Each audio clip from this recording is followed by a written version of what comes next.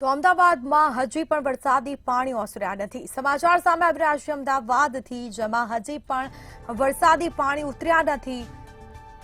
તો આ સાથે જ દ્રશ્યો સામે આવ્યા છે। થોડા વરસાદમાં જ પ્રી મોન્સૂન પ્લાન ધોવાયો છે।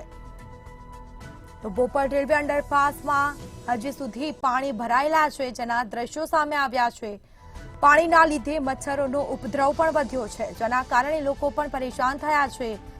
રોગચાળાની ભીતિ સેવાઈ રહી છે। કોર્પોરેશન 2 દિવસ પાણી ઉલેચવાની કામગીરી કરી હતી, તો આસપાસના લોકો પણ ભારે મુશ્કેલીમાં મુકાયા છે।